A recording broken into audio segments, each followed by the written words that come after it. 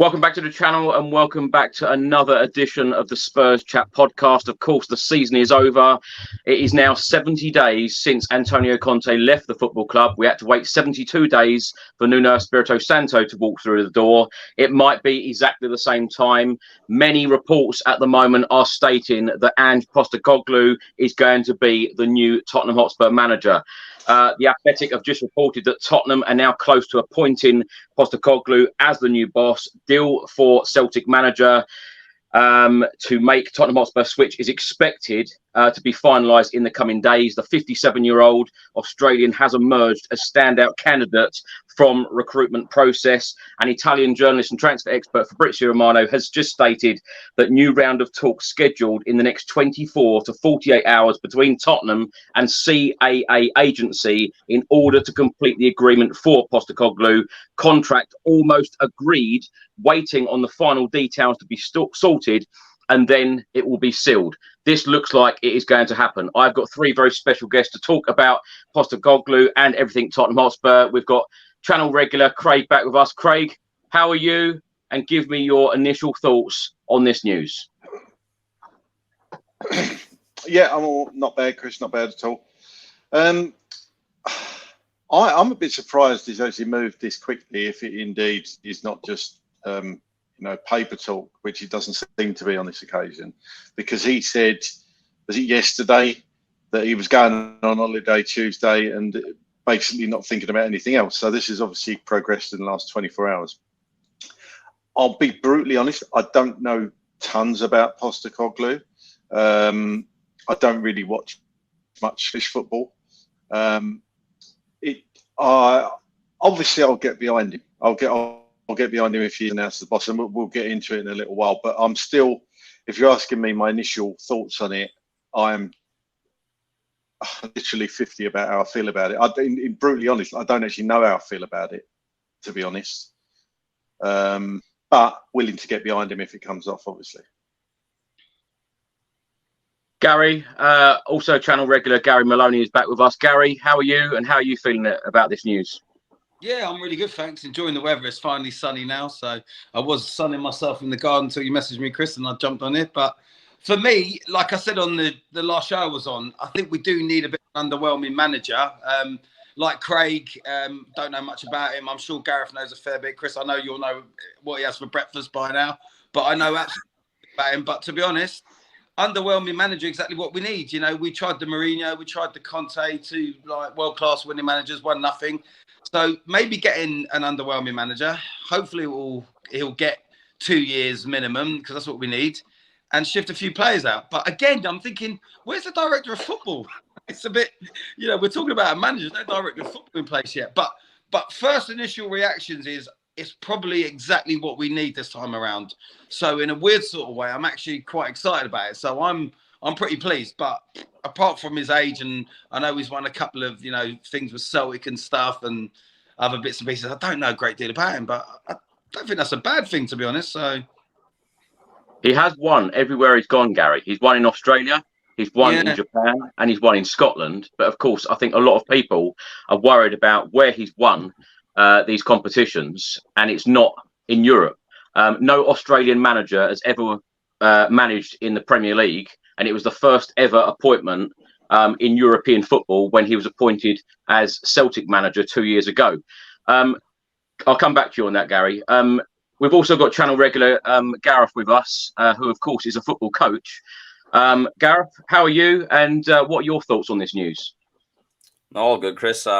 Just been sort of taking stock of things when the season finished. I'm sure you're the same. Okay, I'll be totally honest. I was actually at my local pub on Friday night, and people I speak to just stopped speaking to me because they're all Celtic fans. They are absolutely gutted that they're losing Ange. That for me, that's the first positive. They believe he's the best in the last 20 years, maybe better than he says. Although Rodgers won 3 trebles, he didn't play the brand of football the way Ange has done. He's brought in a lot of players that they never really heard of as well, and they've all seemed to work out well, like Thiago and Hatate, Maeda. So his recruitment's been very good. But a bit like Gary, I'm a wee bit concerned about the director of football, because I think we were told a few weeks ago that there would be a director of football before a manager was appointed. And it looks nailed on now that Ange is going to be appointed in the next 3 or 4 days. So again, is that because they're struggling to get a director, or is it because Scott Munn, who's also Australian, has this relationship with Ange Postecoglou? But interestingly, Chris, when the sort of names that were being linked at the start, he always was on the shortlist, I believe. But the fact that it's coming out now from the club that he's the standout candidate, I wouldn't believe too much of that, because I think it's pretty clear that they wanted Slot, and that didn't work out. So it's interesting, Chris, but the only thing I would say, Celtic fans are absolutely gutted. And although a lot of managers have done really well at Celtic, they believe Ange was pretty special. Gareth, when Postecoglou was appointed as Celtic boss only a couple of years ago, a lot of people laughed at that appointment and dissed the appointment at the Australian being appointed at Celtic. As you've said there, and I've been in touch with a couple of Celtic fans, and they are very disappointed to think that they are going to lose their manager to Tottenham. Are you excited if he came to Tottenham? Are you excited by this appointment? You know, we're going to come on to the brand of football that he plays and the attacking style that he plays. It's fair to say that we haven't really had a great deal of attacking football at the Tottenham Hotspur Stadium or at Spurs since Pochettino left back in 2019. I'm a bit underwhelmed by it, Chris. I expected somebody with a bit more pedigree and a bit more experience. You know, if you look at his CV, other than Celtic and being the Australian manager, he's not really been anywhere with any, the clubs. I'd never even heard of him. And like you say, when he was appointed at Celtic, I remember some of my friends laughing about it, and they were like, because they were linked with Jose Mourinho at one point, and it was after he left Spurs. He was linked with Mourinho, was linked there. I don't know how much truth was on it, because obviously Mourinho wouldn't be affordable for Celtic, but they were kind of thinking they were going to get a bigger name as well. They replaced Brendan Rodgers, and they ended up pulling Ange Postecoglou out. And if I remember correctly, Chris, I think he didn't even have his pro license before he went to Celtic. Because if you're looking to do a pro license coach, you have to have a reason for doing it. So once he was shortlisted for the Celtic job, he was then able to go and do his pro license. So we're talking about a manager that was 54, 55 before he even had his pro license. So it's almost like a delayed adolescence in a person. He's almost had like a delayed career. His career's only kind of starting now, and he's well into his late 50s. So it's a massive jump, Chris. That's the one thing I'll be very, very worried about. Massive jump in level. Celtic and Tottenham, although I don't want to diss any Celtic fans because they are a massive club, but the English League and the Scottish League is levels, and that will be my only concern. Craig, does it worry you that he doesn't have any other European experience apart from managing Celtic for these last 2 years? It worries me that look, Levy's got to get this right. Sure, out of all the appointments he's made of late, he's got to get this surely, because if this falls flat, if Postecoglou fails, and obviously I hope he doesn't, but it just seems you would want somebody with a safe pair that is a safe pair of hands, but it's the attack in football. He might see Postecoglou as a safe pair of hands, but it's like Gareth said, the experience, and I know experience only goes so far. Perhaps it is good that you're getting he's not a young manager, but just a new manager with fresh ideas. Perhaps that's going to give everyone a bit of a boost. I don't know, and it just seems a strange appointment, and it stinks of the fact that he was kind of, I don't care what the club say, he wasn't first on the list. He was fourth or fifth on the list. And is it a bit of desperation now that they can't get anybody else, that Slot's had us over and wanted to just contract at final with more money? What happened with Nagelsmann? No. Did he turn us down? Did we not want him? Who knows? And of course, the call that never came to Pochettino, and those are the ones that we know about that have come out. So he wasn't our first choice. I very much doubt he was a majority of fans' first choice. That's not to say he's not going to revolutionise Spurs, because we didn't know much about Pochettino when he came to Tottenham. Obviously we'd seen him at Southampton, but as Gareth said, the jump between Celtic and Spurs, or the Scottish League and the Premier League, is massive, and I'm just a little bit concerned about that, if I'm being honest. But I really, obviously, if it comes off, I really hope he succeeds. I mean, I love Australians. I love the sense of humour, and I think he sounds like a character from everything I've read, and I just love that Australian way where they seem to not give a toss about anything, and I think that's a good trait to have in a person. But what is odd, although it shouldn't be, obviously she's got Australian, and where are we going for our pre-season tour? We're going to Perth as one of the destinations. So it's kind of gone from Italy and like Team Italy to Team Australia. So yeah, God, it's what a change. We'll see. Gary, let's come to you now. Ange Postecoglou is now 57 years old, of course, manager of Celtic. He's managed various Australian teams as well as the national side, under 17, under 20 and full international level. He's also managing Japan, as I said earlier. He took charge of Celtic back in 2021, 2 years ago. He's delivered 5 trophies in the 2 years that he's been in charge, including a treble this season. The first Australian manager to coach in a major club in Europe, of course, 2 years ago. He said, "My motivation is always to produce teams that my dad would enjoy watching." Postecoglou grew up supporting Liverpool and AEK Athens. And in November 2022, Postecoglou was inducted into the Football Australia Hall of Fame for his outstanding contribution to Australian football on and off the field as a player and a coach. Now, you wanted to know a little bit more about Postecoglou, Gary. There it is. Yeah. He hasn't managed in Europe. Does that worry you? Look, I mean, what Craig said is he's got a good sense of humour. He's going to need it to manage Tottenham Hotspur, so we're halfway there. But honestly, we need to go for that underwhelming manager. I think that's what we need to do now. I just look at the Nagelsmann thing; it fell through. Then there was whispers of Brendan Rodgers, and if we went for Brendan Rodgers, it's just too similar to what we've done, and it's failed over and over and over. So for me, I just don't want it to be like a Nuno. Do you know what I mean? But from what I've read and what I hear about him, he loves playing attacking football. I mean, look, he says he loves to play the football that his dad would like to watch. So let's just hope his dad likes watching enjoyable football and not some of the football we've played the last few years. So, but at the end of the day, I'm quite confident. The only bit I'm a little bit concerned about is there's not really any discussion of a director of football, because I just wonder, all right, okay, let's get the underwhelming manager in. Yes, look, Celtic and stuff, and the Scottish League is nothing like the Premier League. We know that, but he has to make the jump at some point. We can't go in for a massive manager because we've already done it a few times now and it's gone pear-shaped. If he's playing really good attacking football, like what you said, Chris, we didn't really have... I mean, I would argue, though, we did have that for a certain extent under Mourinho, because I remember Son and Kane playing some great attacking football and stuff, but then I think midway through to halfway through the season, it started becoming more defensive. And when we were playing teams like Chelsea, we were trying to play for a 0-0. It got very, very boring. Under Conte, football's not been great. Look, what's to say he can't come in? We start playing attacking football. And I think with a lot of Spurs fans, they've just given up on what manager and what players we want out. Like, a lot of people have just taken a break from it. For me, if he comes in, I'll back him. He's the new Tottenham manager.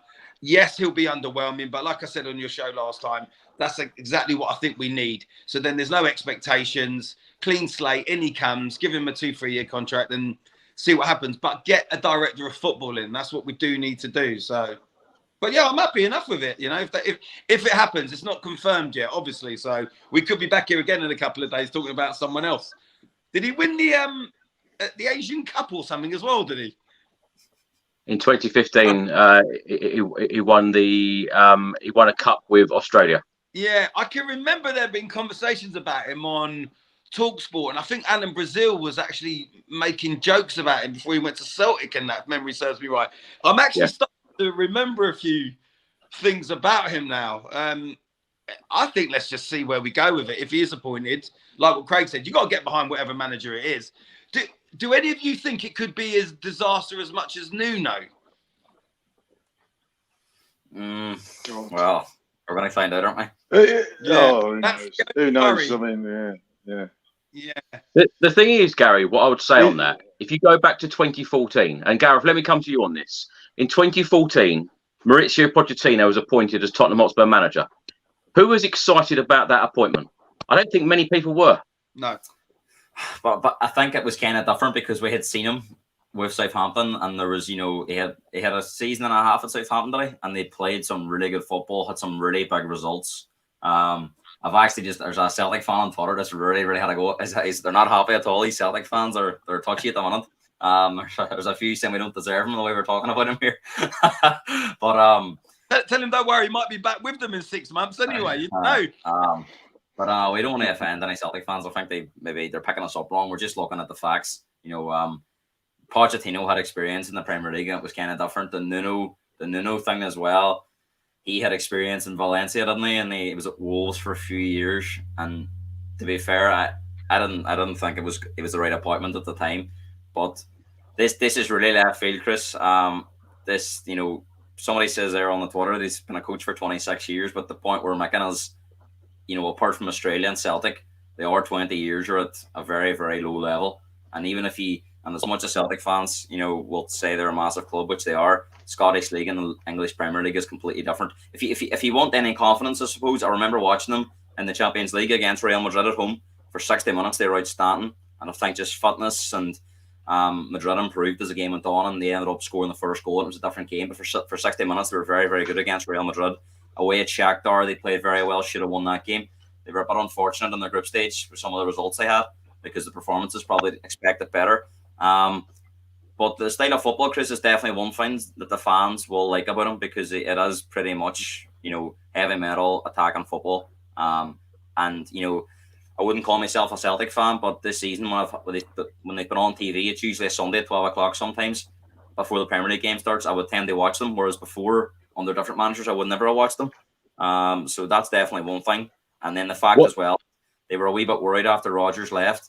When Ange come in and he galvanised the fan base, they absolutely love him. And they've been very, very successful. And you would probably say over the last few years that gap between Celtic and Rangers are closed. But this season, Celtic pretty much dominated that league up against a strong Rangers team as well. So definitely, he's definitely done well, Chris. We're judging him on what he has done.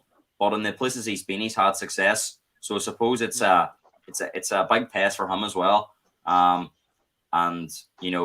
Only time will tell, Chris, if this is the right appointment. But as Craig says, we're probably going to get told this was the number one plan. The fact we're going to Australia means it was planned as well pre-season. But I think it's just all sort of came together. And good luck to him. I think if he plays a good football and the fans like it and the fans are behind him, then it gives him a hell of a chance. But it's the players that worry me. If they look, some of them might not be. Obviously, he's been at Celtic, but before that, might think, well, who's this guy? What we've had Conte, we've had Mourinho. Well, why are we going to listen to this player? And that is a problem in Spurs. Some of the players just have the wrong attitude. Yeah. Craig, let's come to you. On one of the last podcasts we did, I mentioned Postecoglou, and you jokingly said, well, I can manage Celtic. I think a lot of Spurs fans and a lot of football fans out there think that they, could manage Celtic. It's an easy job. Celtic or Rangers are going to win everything in the Scottish Premier League and all the trophies up there. Are you expecting, or are you surprised? Are you surprised by the club aren't going down the route of having someone with a little bit more experience, either Premier League experience or even managed in one of the top leagues around Europe? Are you surprised? Yeah. As I said before, I am surprised because it is more of a risk, and obviously the Celtic, sounds like from what Gareth said, the Celtic fans absolutely adore this guy. Probably felt a lot like us when he was appointed, a bit underwhelmed perhaps, and thought, what are they doing? But obviously he's proved himself in Scotland to be, you don't win the treble. I don't care what league you're in. You don't win a treble unless you've got something to say. Gareth, I'd say that. I'm just trying to be a bit more positive about him. And so he's obviously done things. So I must actually get in contact with my pal who's a big, massive Celtic fan. I'll have to get into him and find out exactly what he says about him, because I think you're right. From the little I know, they do love him. Yeah, going to have to, because I don't think what managers have come from Scotland in the past that have. Recent history. I'm not talking to Alex Ferguson. But obviously Gerrard came down. It was different though, wasn't it, with Stevie Gerrard? Because it was kind of, it was just different, wasn't it? He's gone from Rangers to Villa and did particularly well. Generally, they don't fare that well, I would say, because perhaps is that the gulf in I wouldn't say class. I think Celtic could hold their own in the Premiership, to be honest. I'm not sure they'd be challenging, but then again, look, we're not. Do you know what I mean? Would you put Celtic and Tottenham kind of on a par? Is that fair to say? Celtic fans would probably say no because they've won the treble, but we are a poor football team at the moment, aren't we? They play much better football than Spurs. I think the one thing he's done on Celtic is with very unproven players, he's improved. That's not hard. And he's a proper coach. He improves the players. That's probably true though, Gareth. But I think what Craig's getting at is if Celtic and Rangers were in the English Premier League, where do you think they would finish in the Premier League? Where would they rank against Premier League teams? I'm better be very careful what I say because there's a very large group of Celtic fans watching this podcast, I think. No, look, I think they'd be mid-table, and that's not me being disrespectful. I think they would be maybe in and around where we are, maybe slightly lower. But I think a lot of that's down to Ange. I wouldn't have put them mid-table under previous managers. I think he's improved them a lot. Probably the best Celtic I've seen in a long time. Even under Rodgers, as I said, they were good, but I think Rangers are a lot stronger now, and that league has become better because of Celtic as well. And Rangers, they've done better in Europe. If you look at Rangers, they got the Europa League final, not this season, but last season. So the Scottish football has definitely improved, but I think a lot of that's down to Ange. What Steven Gerrard was doing at Rangers, it really, really was good. So it'll be interesting to see, obviously, if we're presuming Ange is going to come to Spurs, will Celtic, will they come back stronger under their new manager? Because, a lot of the players that Celtic signed under Ange were players that he knew from certain leagues. And, a lot of them were gems. Kyago, Hatate's excellent in midfield. They've had some massive success with recruitment. And that's, as I said, with Mourinho and Conte, I don't think they've done enough here to improve the players that we had.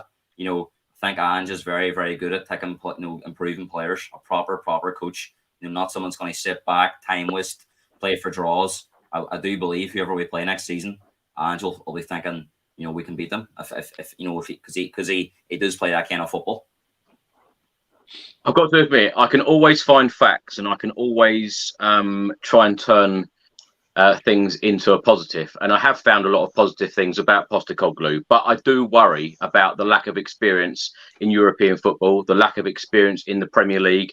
I would have thought that we would have gone for somebody with more experience in Europe, dealing with bigger players, because that's the next thing I wanted to come on to, Craig. The players like Harry Kane. How do you think that they will feel, particularly Harry Kane? How do you think he will feel about this appointment? I think if you asked him in a press interview, he would give a very similar answer to when Nuno was appointed. If you asked him in private, he's probably going to be a bit underwhelmed. If I'm honest, you go from Conte, who apparently he adored, he loved Mourinho as well, and he's gone from his mate Mason, who he probably, perhaps at the back of his mind, thought he deserved a chance, and now he's bringing in Ange Postecoglou. So he's not going to be as excited, perhaps, as if we certainly got Poch back or Nagelsmann or somebody like that. Perhaps he'll be feeling a bit like we are. I don't know. Is it going to be enough to keep Kane? And when people say, to keep Kane, he's under contract with Tottenham, and Daniel Levy does not. There's one thing about Levy: he will not sell if he he won't sell him. So he's still under contract. So whatever Harry Kane wants, he's under contract like all the other players. So the power doesn't switch back to his hands, obviously, till next summer if he does stay. So I would imagine they'll give him a go. It could be. I'm just trying to find positives, Chris, like you. It could be a breath of fresh air coming in. The players finally have the shackles off to play the attacking football. I'm going to be honest. I don't watch enough of Celtic to say. I'll have to bow to Gareth's knowledge on this.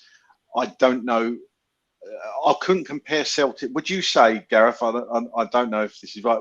The Celtic of now, is it similar to the Poch style of play? Would you say? Is it? Or are they more attacking? Or are they a bit less attacking?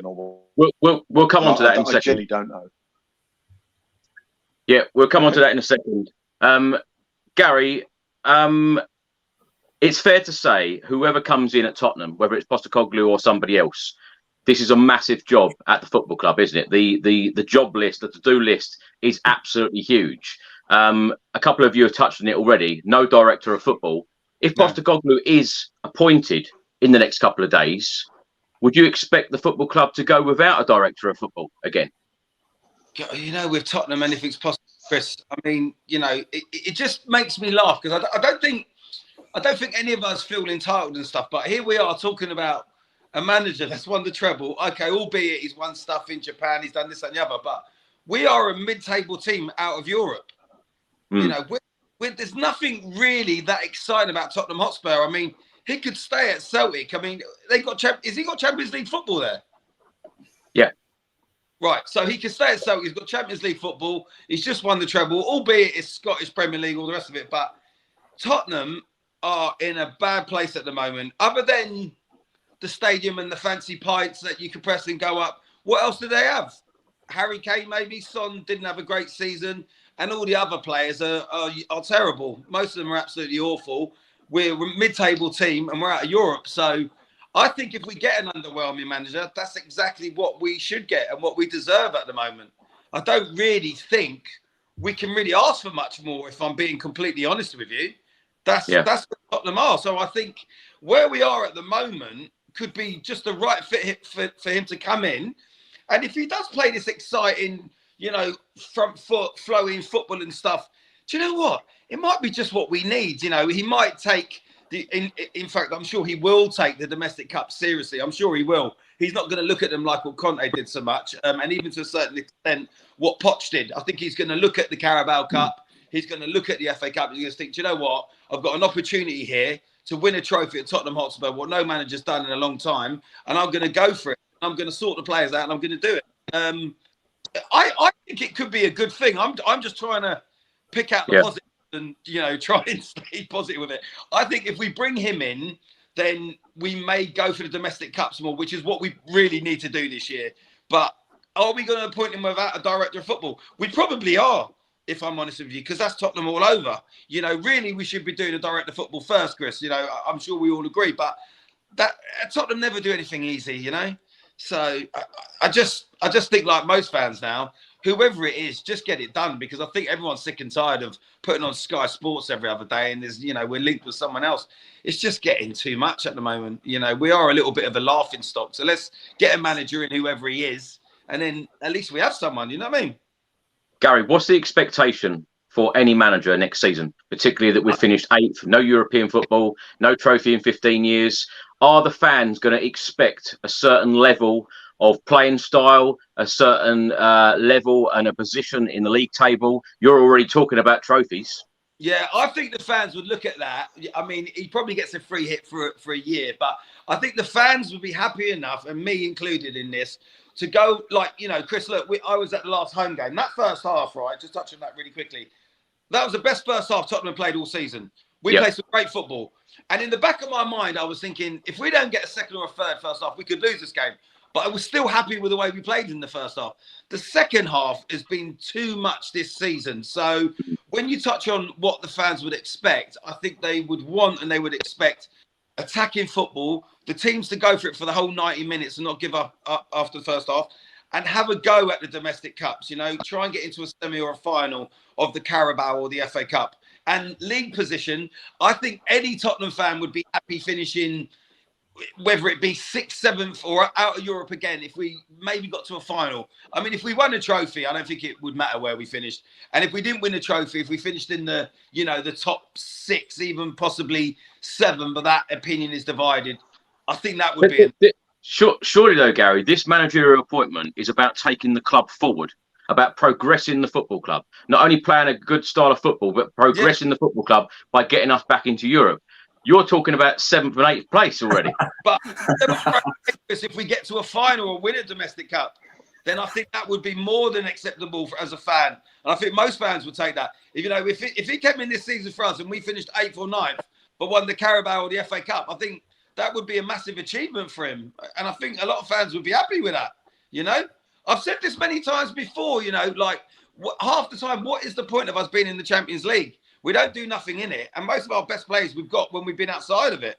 So does it really matter if we don't get in the top 4? I don't think it does. I think it matters a lot that we're not in Europe. I really do. Well, Gareth, I think we're looking at maybe another 2 seasons minimum of not being in Europe. So we're all going to have to get. Gareth, you're laughing. Is that what we need to accept as Spurs fans, that we may need to be out of Europe for a couple of seasons? I thought it was just going to be this coming season. We'll be back in Europe. Is Postecoglou going to get us back in Europe, going to progress the football club, going to take us back in the right direction? Because remember, 4 years ago, we were in the Champions League final. Yeah, I think if it was Stefani 7 or 8 2 years in a row, he wouldn't be the coach. But I think he has to. I think Spurs fans have expectations have dropped. I think we've fallen off a cliff, football wise and league wise. You know, Daniel Levy will value Europe because of the finances, especially in the Champions League, and that's kind of why a lot of clubs don't maybe take the League Cup and FA Cup as seriously now, because there's so much money available for Champions League. But for me, Chris, expectations is, look, see if he plays attacking football, players are improving. We're starting to see signs of in 2 to 3 years' time we could be challenging, because you know. We are a big club. We're a not say a sleeping giant, but you know, for Tottenham, they want a trophy for 15 years is incredible. You know, with the players we've had, the coaches we've had, the stadium's incredible, the training ground's unbelievable. You know, but we've just been mismanaged from top to bottom, and we've put our faith and the coaches that are well past their sell by it. In my opinion, you only have to look at that Europa League final the other night. You know, it was shambles the way Roma played. You know, it was a disgrace to football, to be totally honest. You know, but that's the kind of where we were. I don't think we'll have that with Ange. So for me, next season, if we're in the top 6 next year, we're playing attacking football, and our results against the sort of bigger sides, your Arsenals, your Man Cities, your Liverpools, you know, if we're going there and giving them a proper game, and you know, we're coming like that there, we've lost, but we were brilliant today, we were unlucky. You know, if we had that with Poch, you could see in his first season, although we finished 5th, I think it was, there were signs that we were going to do really, really well under Poch, and obviously we jumped in that second year pretty big. Probably nobody expected that, but you know, people seem to think, you know, you're always 2 or 3 years away. You know, you've seen it. Teams can absolutely plummet 1 year. Teams can improve inside 1 year very, very quickly. I think with Man City around, it's very, very difficult. They want a trophy, and that's probably counted against a lot of teams. You know, you've seen United United went 6 years without a trophy before this season. So it's not a God-given right that we're going to be challenging just because we're Tottenham. You know, Brighton finished this year because they deserved it. They were on merit. They were the 6th best team in the league. Don't think anybody would argue that. So we just got to take a complete reset, Chris. And this man does need time, because this style of football that he's going to play is going to be completely different to what we've had over the last few years. You know, I think with Gary touched in the Brentford game, first half was excellent, but I just think fitness-wise, we couldn't press in the second half. We were absolutely shattered. Obviously, Brentford improved, but I just thought we were out on our feet. We couldn't press the way we did in the first half, and that's down to fitness, because I think a lot of the training over the last few years has been sitting back and containing. You know, you watch when teams kick off against us, we're happy to let the other team pass it around the back, and we'll sit at the halfway line and we'll not press. You know, under Poch, we were right after people. You look at Liverpool teams, Brighton teams, they're all on the front foot, and that means that even they're defending from the front. They've got three attacking players up front that run their socks off, and that's what we're going to see under Ange. It'll be interesting to see what type of players he brings on. And like you said, the director of football, I think he was heavily involved with the recruitment at Celtic. So, you know, he was more of this head coach and manager. I think he was more of a manager because he had a lot to do with the club as well. You know, so it almost is like a Poch-like appointment. And, you know, where people were saying about, you know, would he leave Celtic? They're on the Champions League next year. This is a massive opportunity, Chris. I can't remember a manager in Scotland, you know, apart from Ferguson, ever having a jump like this. Celtic, the Spurs, you know, Rodgers left for Leicester. Again, Leicester, massive club, but probably not on the trajectory of Spurs in terms of, you know, this is the first season we've been out of Europe in 14 years. And like you say, Chris, it's not good enough. But the positive is, if it is only one season, it gives Ange Postecoglou 5 days a week to work with the players. And we're going to need that training time. I think it's more important this year to be getting the players ready, prepared for games, than it is to be playing in that Europa Conference League. That's just my positive on it. But it wouldn't be accepted next year. Next season, I want to see us in the Europa League minimum. It's interesting how you say manager or head coach, because there is a massive difference. And I think that was the turning point in Pochettino's career at Tottenham. The summer of 2019, when we won the Audi Cup, that's when he said in the press conference, I'm not the manager, I'm the head coach. So something clearly was said that summer. And of course, a couple of months later, he was sacked. Aidan writes on screen now, Postecoglou plays similar to Pep. And Pep said his Japan team was one of the best to play out from the back. You will love him, and he takes no crap from lazy players, and they will play for him, or they will be dropped. That is just the attitude that we need, Craig, isn't it? 100%. If that is, if that comes to fruition, and that is what it is, and the players are giving him jibby, probably look at him and think, "Oh Christ, what have we got here?" And he actually authority and says, "Look, I am the head coach or manager or whatever his job title is." And he's, the players are going to soon see that this guy's not going to take any crap, and that is exactly what they need. That is exactly what they need. And if the levels of fitness, obviously, I know what Gareth was saying about being unable to press, but you've got to remember it was last pre-season when Harry Kane and him and Son were thrown up by the side of the pitch because Conte was putting them through their paces and doing 70 laps of the pitch. So I'm not sure it is all to do with fitness, because these guys are super fit. I think it's just been drilled into them over the last two managers that we invariably hit teams on the counter attack, and when that's drilled into you day after day after day after day, it's just so hard to get back to that in the 6 to 8 games, whatever it was Ryan Mason had. He would have wanted to play like that, but it's probably almost impossible to get back to that within that short space of time. I think you could see signs of it happening towards the end. And obviously we did play Leeds, who were very poor, but there was certainly more attacking in that game. And as you say, the first half of the Brentford game. So if Ange's going to bring this attacking style of football that we all crave, then at least that's a massive tick in the box for me. If I'm entertained watching Tottenham, and for his benefit, I don't think he will have a free hit for a year, Gary, as much as we'd all love that to be the case. If he loses the first few games and he's not playing, the football's not brilliant, he's going to be under huge pressure within 2 and 3 months. But if the football is good and we're losing, I think the fans are less likely to get on his back, because you know what he's been like. It's been toxic over that stadium. But if the fans are seeing progression and seeing good football, they're more than likely to give the guy a break and give the guy a bit of time. But that's the key thing, isn't it? He's hitting the ground running. And I'd love to come on here, and any other people that influencers, podcasters, and they want to say, look, give the guy time. It's not going to happen if the football's crap. So I just hope that if he does become the manager, that he's obviously got 3 months to get his philosophies across and get his ways of playing across to the players. Hopefully get the players out the door he doesn't want. Hopefully players in that he does want. And we can actually start playing next season the way that we all want us to play. Yeah. Gary, let's come to you. I've done a little bit of research on Postecoglou, and lots of the reports are stating he is demanding of his players. He works his players extremely hard in training. He is relentless in the press and putting a strong focus on attacking football, like we've said. The emphasis on moving the ball out from the back and moving the ball fast, which, of course, we haven't really seen in the past few years, as I said at the start of the show, particularly since Pochettino left. The usage of invented fullbacks, one of the most contemporary and sophisticated parts of his tactical style, dominating an opponent in the middle third is extremely important for him. Transferring the ball into the attacking third in order to carry out this strategy, the fullbacks must be tactically competent. His formation highly relies on good fullbacks. Do we have those good fullbacks for him?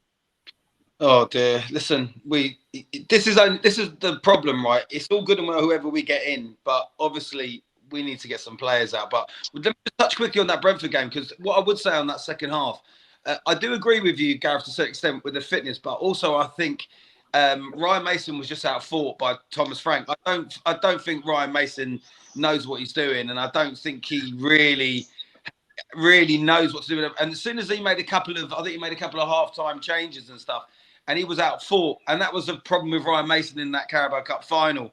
I mean, it was just painful. With this guy coming in, right, the thing that I'm looking at is I'm thinking, when I look at Nuno and Mourinho and Conte, I don't think they really enjoyed being at Tottenham. I don't really think they enjoyed it that much. And I think they always felt, not so much Nuno, he didn't look like he was enjoying himself full stop. He was arms folded at the sideline. There was nothing from him.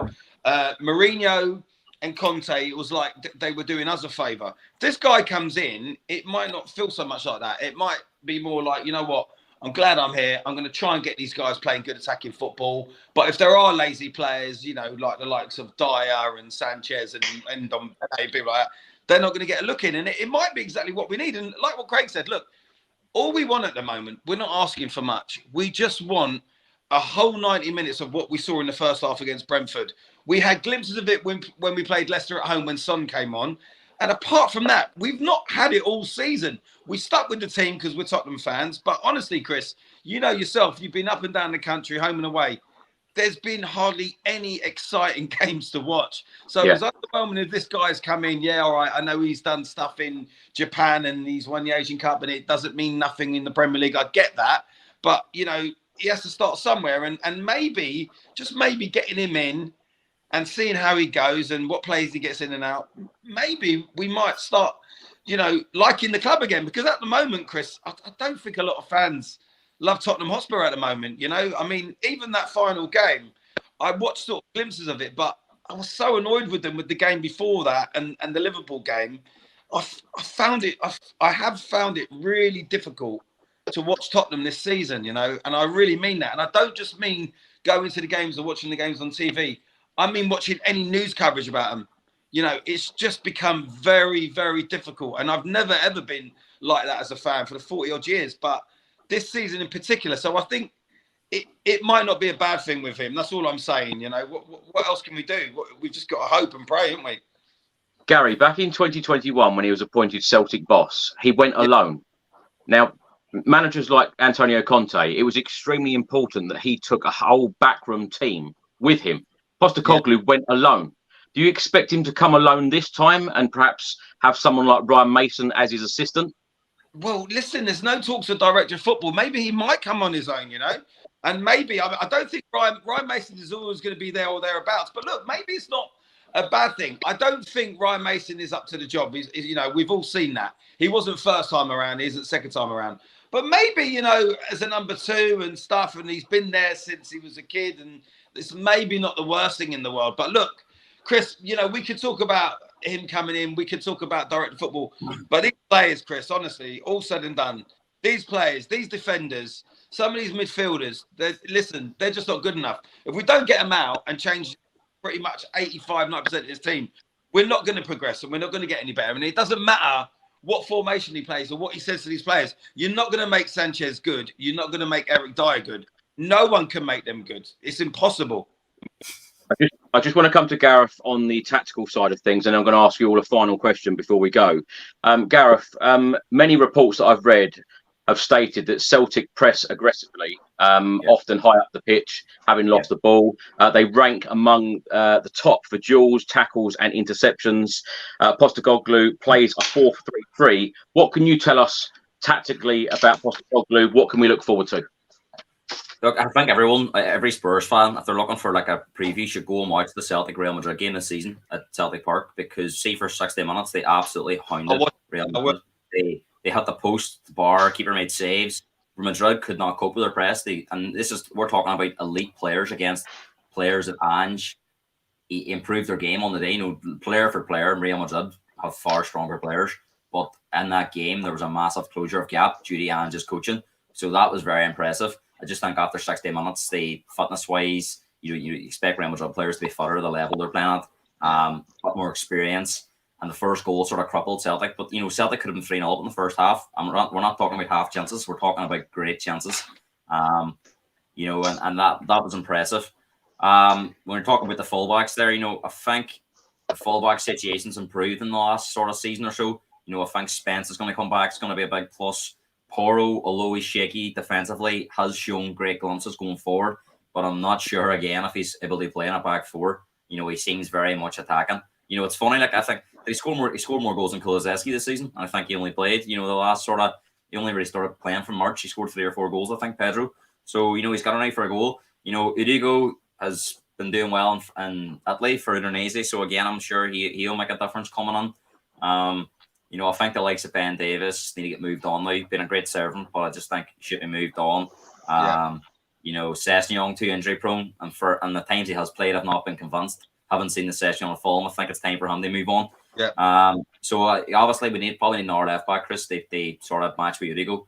But I think this opportunity this season with the 1 game a week, Chris, gives us an opportunity to trim down the squad. We're only going to be playing 1 game a week.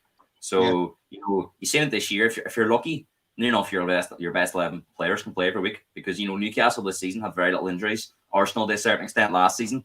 They only had the 1 game a week too. Not this season, but the season before.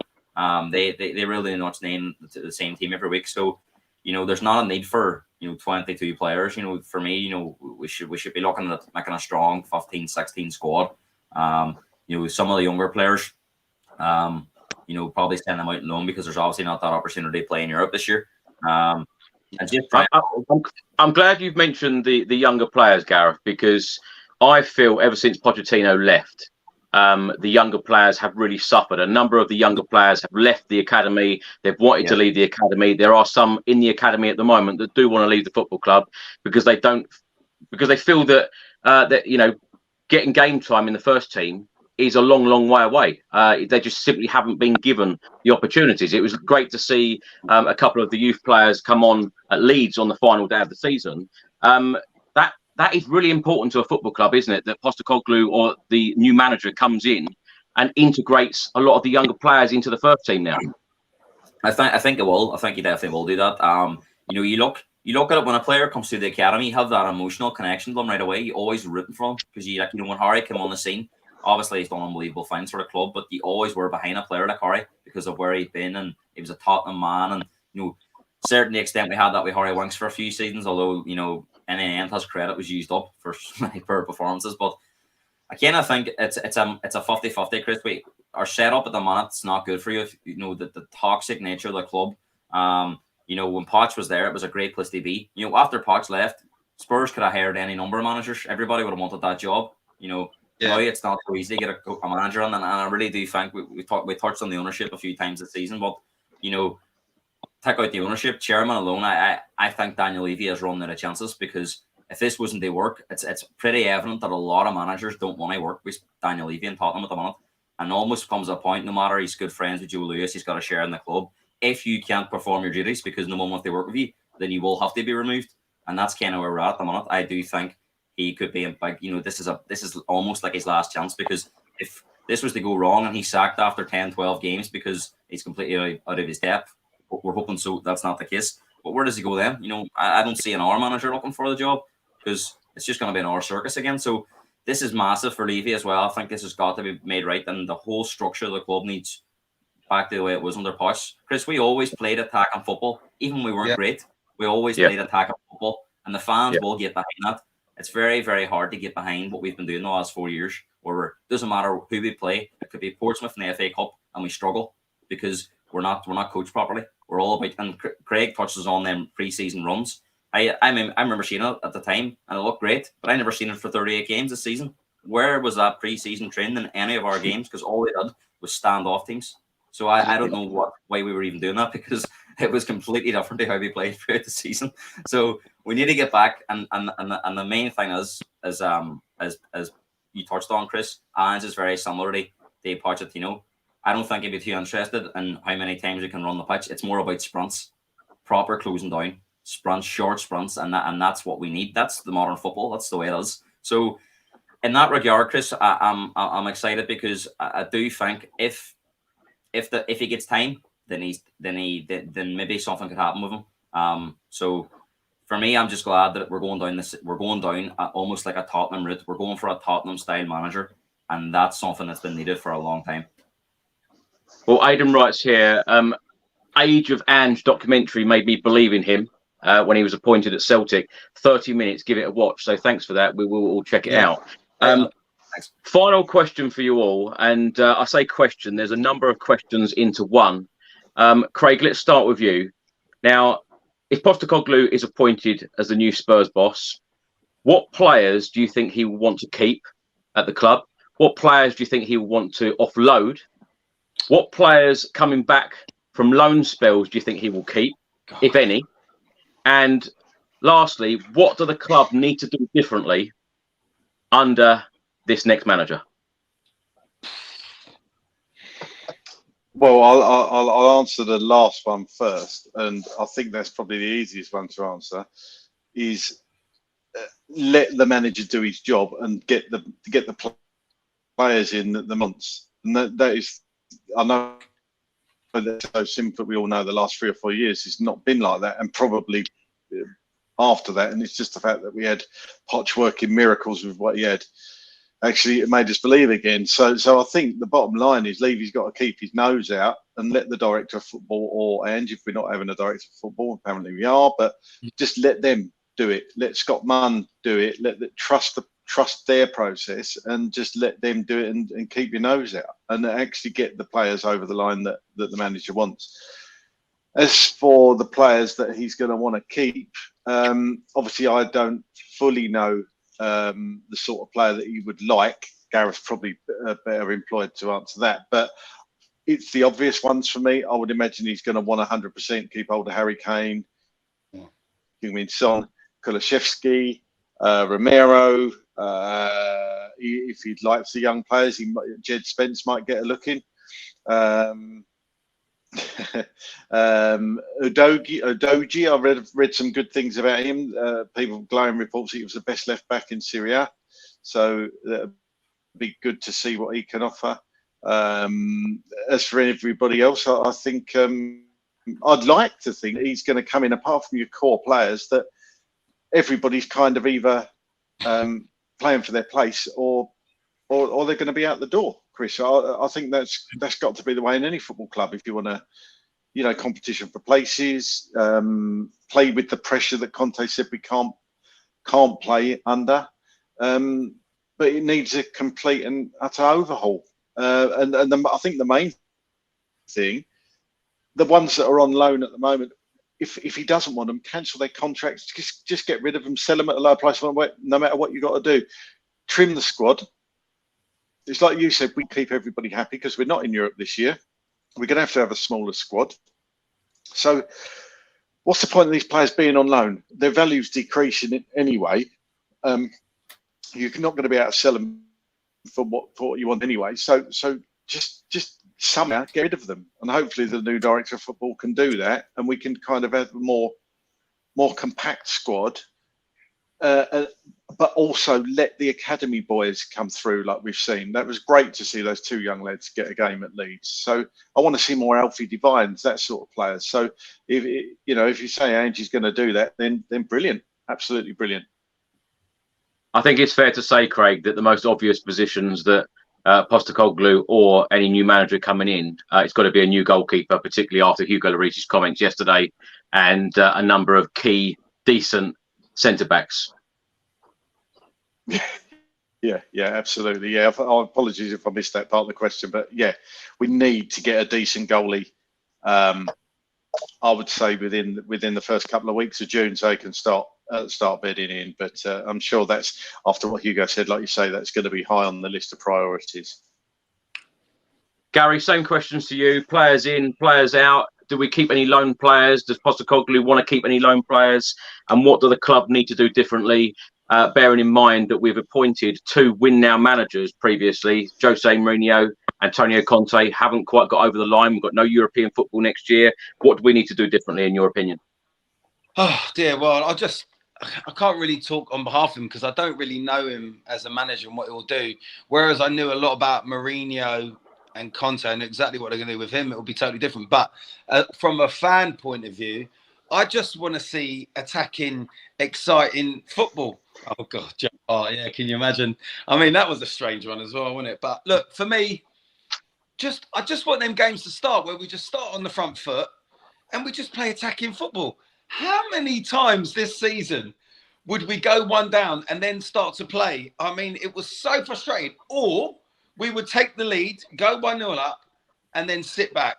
I'm just sick of being so predictable and watching the same style and type of football, and watching Ryan Mason or Stellini, who haven't got a clue what they're doing dubious substitutions. I'd like to see that. I'd like to see some common sense substitutions at the right time, and I'd like to see some attacking football. And also, yeah, let some of the kids have a go. I mean, they didn't get a look in under Mourinho and Conte, so maybe with this guy they might. But for me, players in and players out, I don't know. I think it's a little bit like what Craig said. Maybe he gives them all a free hit and he sees them all in training. You know, he lets them all have a game and then decides what he wants to do. Or maybe he's already got an idea. You know, if he's coming to Tottenham, maybe he already knows who he wants in and who he wants out.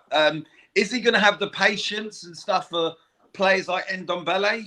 I don't know. I don't know what his personality is like. I know managers like Mourinho and that. Is he going to give him another chance? I don't know what he's like as a guy, so we'll have to see on that one. But what I will say, like what Craig and probably Gareth will touch on the same, players to keep for me is on one hand. If I'm honest with you, there ain't many players that I would keep in that Tottenham side. You know, I'm talking Son, Kane, Kulusevski, Romero, and then from there you're talking about squad players. Then you're talking about, you know, okay, maybe Porro, Perisic, Højbjerg, but these I will class as squad players. They're not even great players, you know. But I don't know. You know, listen. Another thing that could happen is they could up their game and they could play a really much better style of football, or, you know, better attacking football, or defend better under a different manager. A lot of them players, Chris, you know, are not good enough, but also some of them players, like under Mourinho, felt like they couldn't play and couldn't express themselves. So that's a difficult thing as well. So we're not really going to know if and when, if he does come in, and we give it a few games, and then we'll know sure enough. But we've got a lot of players coming back, mate. And when I think about players like Winks and that, and Reguilon and all the others, I mean, I don't, you know, I said from day one I didn't think Brian Gill was a bad player. I still don't. Reguilon, I think there's a player in there, but God, you know, Ndombele, I mean, we could do a whole show just on Ndombele. He's the most you know, player. Those three players you just mentioned, they've all won trophies. Yeah, all of them. Yeah, I know. Yeah, I saw it myself, mate. Not surprised. But look, you know, maybe they'll come back as better players. But for me, in a weird sort of way, it's kind of a little bit of the unknown for me. I kind of knew what to expect with Mourinho and Conte.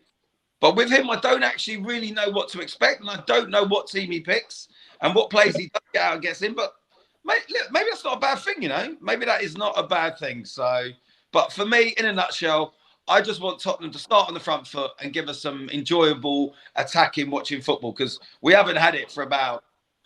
I would still argue we had it at the beginning with Mourinho. I wouldn't say the last good football that we played was under Poch, but that went very quickly.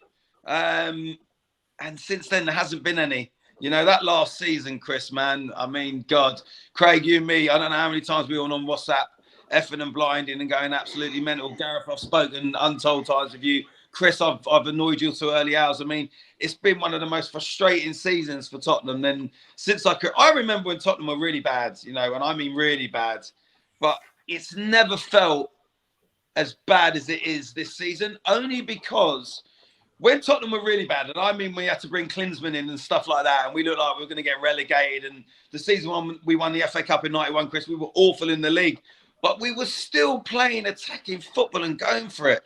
This season has been horrible to be a Tottenham fan. You know, the only saving grace is Arsenal didn't win the league, and there was nothing else. That's it. Well, when I look at Postecoglou's career record, he only seems to manage club teams for either 2 or 3 years. Yeah. Gareth, let me come to you on the same questions. Players to go out the door. Will Postecoglou keep any of the loan players coming back? What players do you think he needs to bring in? What positions? And what do the club need to do differently? Look, it's hard to know what kind of players he'll be looking at, but it'll be probably in the mold of that. Obviously maybe not at the same level, but he'll be looking at the types of players Liverpool, Man City, Arsenal have. Maybe not because we're out of Europe now, but that kind of bold physique, sharp, fast, hard working. 4-3-3 is his preferred system. So, you know, Kane, there's rumours about Kane as he going, you know. I'm not sure. not sure Kane's the type of striker that he'll want to keep him. But Thiago at Celtic's a completely different player to Harry Kane.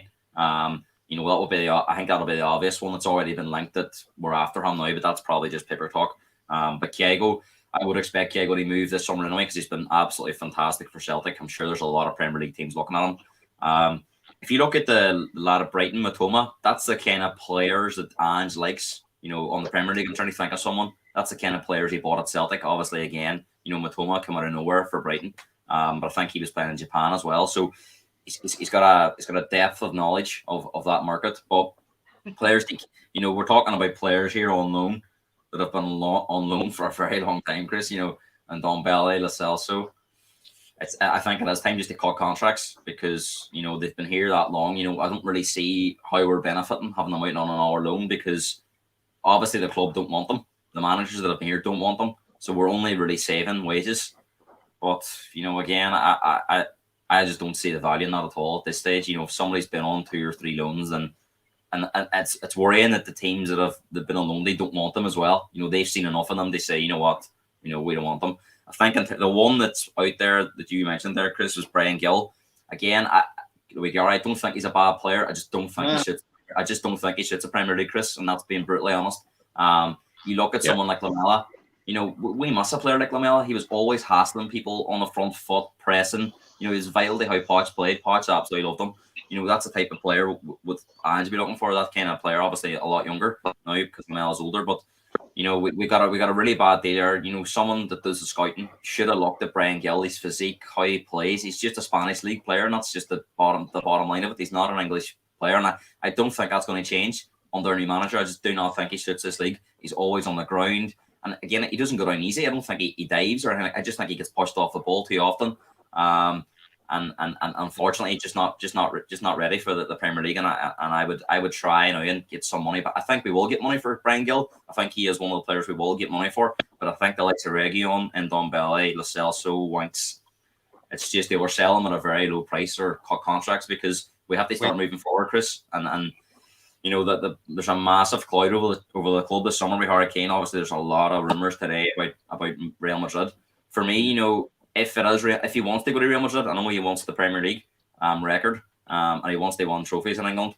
But if that was somewhere where he says to the club, you know, I would like to go there, because you know it's a big decision for him. Because Chris, a lot of people just look at the football. He's got 3 young kids here, a 4th on the way. He's settled in London, you know, but very few people say no to Real Madrid.